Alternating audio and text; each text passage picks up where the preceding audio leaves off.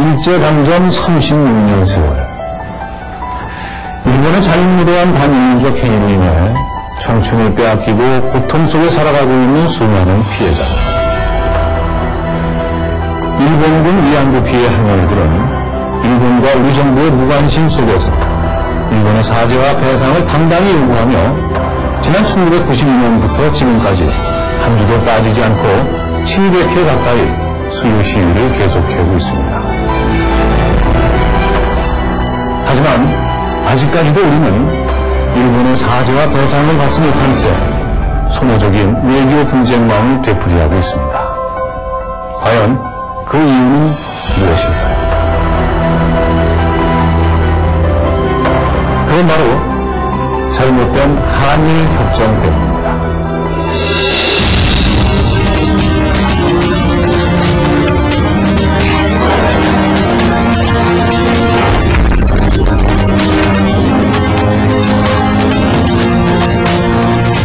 한일협정은 1965년 일제식민지 시대의 불행한 과거를 청산하고 한일 간 국교 정상화를 위해 추진되었다. 그러나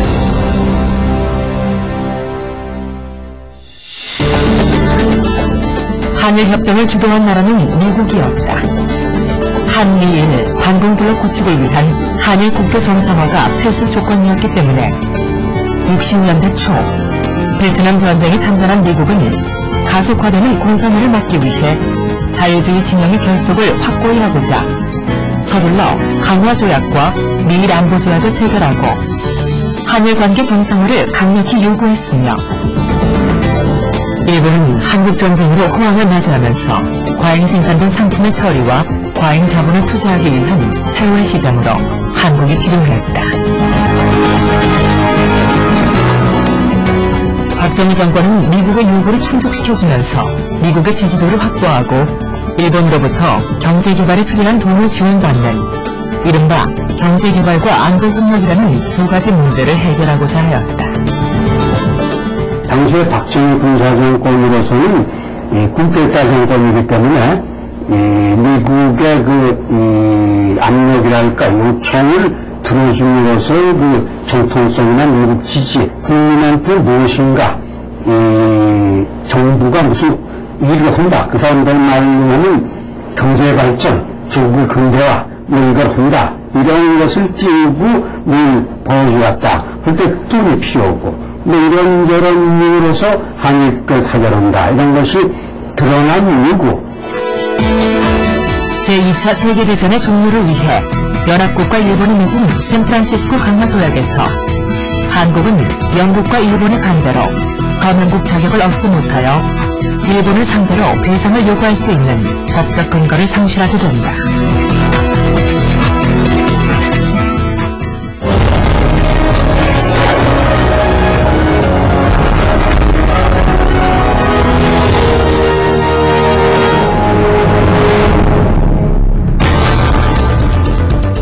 한일 국교 정상화 회담은 1952년 이승만 정부 때부터 시작되었으나 식민 지배에 대한 사죄와 보상에 대한 이견으로 타협점을 찾지 못했다.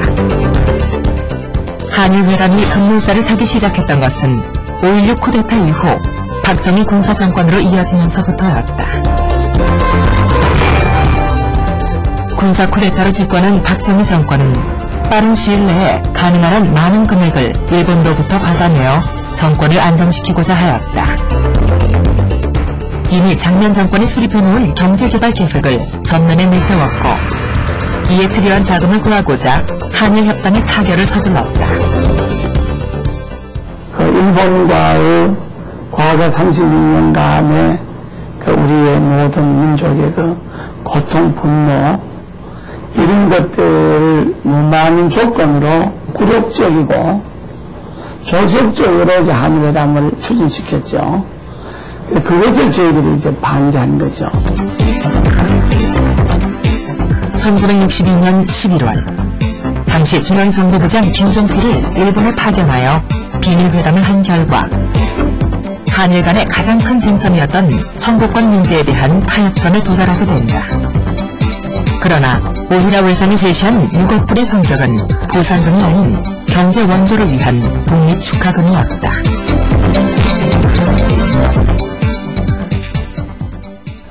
하지만 국내에서는 당시 진행되고 있던 한일 기본조약 협상이 비밀 외교, 무엇보다도 후속 외교라는 여론이 일었고 급기야 이에 분노한 대학생들의 시위가 시작됐습니다. 3.24 시위, 5.20 장례식, 육사망쟁, 이 모두는 한일회담에 대한 반대 시위였습니다. 자, 그렇다면 한일회담에 대한 반대 시위는 과연 어떻게 전개됐을까요?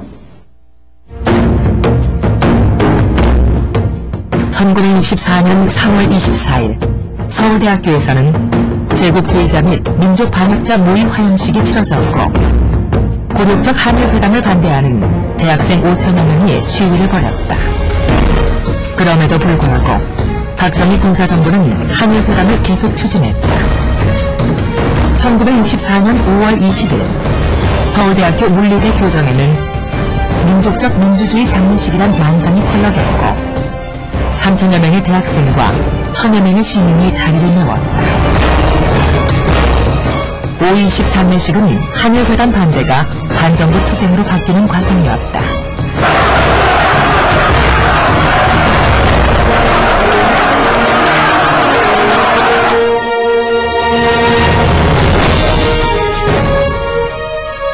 시위대는 청와대를 포위했고 4.19 혁명 때와 마찬가지로 대규모의 반정부 시위가 벌어지기 시작하였다. 64년도에는 각 대학교의 총학생회를 중심으로 해서 반대운동이 일어났죠. 그래서 고려대학의 이명박, 서울대학의 현승일, 김중태, 김도현, 이런 분들, 이제 예를 말해도 이제, 지금 총장하는 신일령, 또 진민자 씨, 여성, 운동한 진민자, 엄청 많으니까, 이에 박정희는 서울시 전역에 비상계엄령을 선포했다. 애국적 결심이 애국적인 것인가 아닌가요? 이후 7월 29일 계엄령이 해제될 때까지 일체의 옥류의 집회 및 시위가 금지되었고 대학 휴교령이 내려졌다. 또한 언론, 출판, 보도의 사전 검열, 영장 없는 압수수색, 체포 등의 조치가 취해지며 탄압이 시작됐다. 거의 완전 암흑 시대였죠. 탄압 정도가. 기업령이니까 당연히 힘들지 국민이 주둔했으니까 학생들 학교 들어가지 못하는 거지 동산도 못 들어가면 돼. 박정희 군사정권은 급기야 1964년 8월 14일 윤혁당이 학생 시위를 배후에서 조정했다는 내용의 사건을 조작 발표하여 윤공 시비로 학생운동을 무력화시키려고까지 하였다.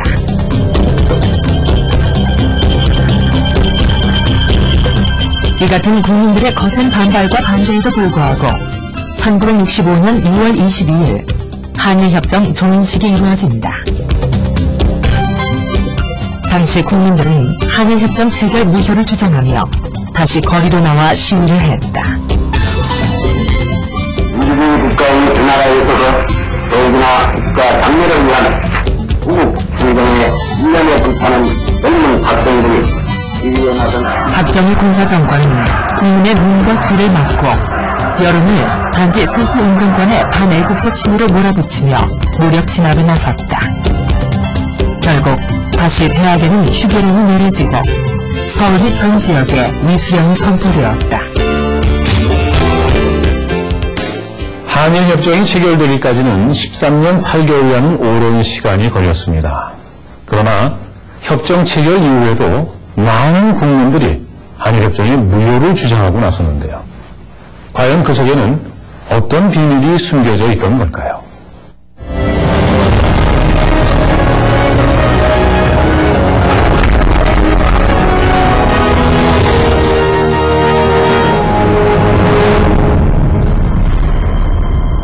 일제 침략과 식민지배에 대한 인정은 한국인이 받은 피해에 대한 사과와 배상 없이 비밀 외교라는 문제점을 안고 있었다.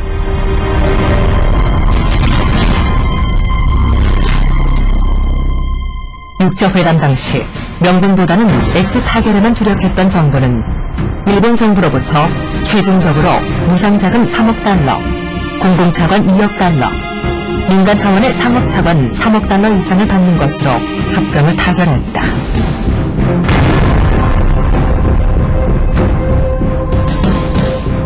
하지만 이 돈은 주로 경부고속도로 건설과 포항제철 설립 등 경제개발에 사용되었고, 협정이 체결되고 10년이 지난 1975년 정부는 피해자들의 신고를 받아 보상을 하겠다는 신문 광고를 냈다.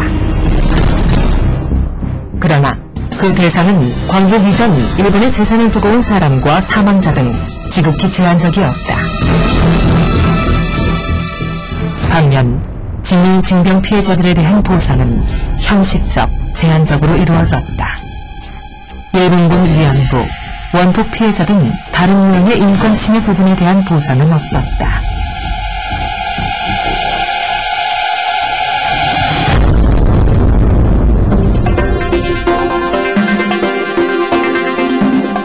(1975년 7월부터 2년간) 정부가 피해자들에게 보상금으로 지불한 돈은 95억 원으로 청구권 명목으로 받았다는 3억 달러의 5%에 불과했다. 더욱이 일본으로부터 도입된 자금은 현금이 아니라 그 나라에서 생산될 물자나 용역으로 제공되기도 했다. 결국 일본 상품을 받는 겁니다. 또 일본의 기술 또는 로열티 이런 게 따라 들어와서 결국 우리가 잘못하면 일본의 그 위속된 경제식민지가 되는 그 길을 트는 겁니다. 1966년 CIA가 작성한 내부 보고서에는 당시 공화당이 일본으로부터 정치 자금을 받았다는 놀라운 사실이 기록되어 있다. 또한 6, 7차 한일회담이 한참 진행 중이었던 시기에도 일본 기업들이 민주공화당 예산의 3분의 1을 제공했다고 기록되어 있다.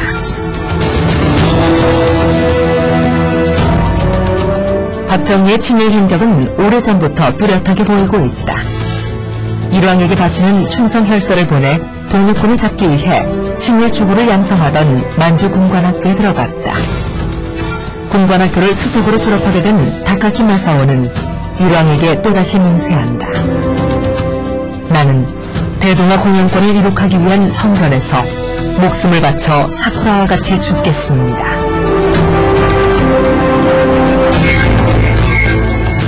이와 같은 박정희의 과거에 비춰볼 때 우리의 과거 청산 문제는 당연히 소홀히 될 수밖에 없었고 굴욕적인 협상을 한 것은 당연하다고 할 수 있다. 한일협정의 기본조약 제2조는 한국에 대한 일본 제국주의 지배의 불법성과 관련된 조항이다. 제2조 1910년 8월 22일 및 그 이전에 대한제국과 대일본 제국 간에 체결된 조약은 이미 무효임을 확인한다. 이 문구를 한국 측은 1910년 8월 22일 한일합방을 조약하던 날부터 무효라고 해석했다. 반면에 일본 측은 합방조약은 한국이 독립한 후에는 무효가 되었으나 당시에는 유효한 것으로 합방은 합법적이었다고 해석했다.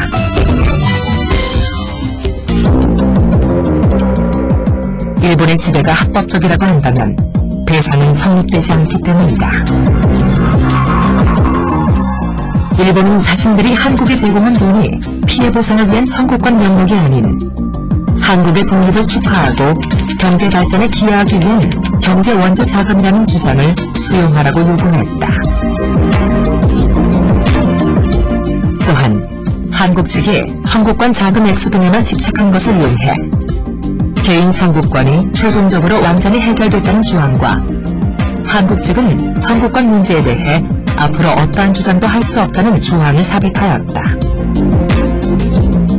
일본은 이러한 조항을 빌미로 개인 청구권을 포함하여 식민 시기에 발생한 일들에 대한 피해 보상 문제가 한일협정으로 모두 종결되었으니 이후 한국은 어떠한 피해 보상 요구도 할 수 없다고 주장하고 있다. 무수한 개인 피해자가 있는데 그 국제조약상 법의 원칙상 개인의 의사도 들어보지 않고 막 말소한다, 그건 안 돼요. 한일협정을 과거 청산을 위한 기회로 활용하지 못하고 단순히 경제 원조를 위한 회담으로 전락시켜버린 박정희 군사정권 때문에 우리는 한일협정이 체결되고 오랜 시간이 흘렀지만 개인의 청구권 해결은 물론이고 일제단체를 여전히 청산하지 못하고 있습니다. 일본 정치가들의 반복되는 망언 또한 여기에 그 뿌리를 두고 있는 건 아닐까요? 과거의 잘못을 뉘우치지 않고 인정조차 하지 않는 일본, 역사의 진실을 은폐하고 망언을 일삼는 일본과의 싸움에서 과연 우리가 해결해야 할 과제는 무엇일까요?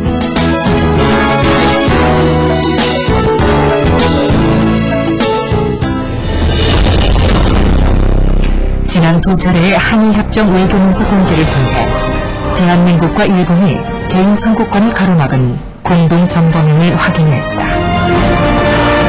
따라서 개인 청구권을 빼앗은 한일협정의 무효를 선언하고 개인 청구권의 지원 활동을 하는 한편 다른 나라의 피해 사례들을 수집하여 이를 전 세계에 알리는 등 총체적인 해결 방안을 강구해야 한다. 이를 위해서는 국민의 관심과 효율적이고 체계적인 국가 차원의 지원 방안도 마련되어야 할 것이다.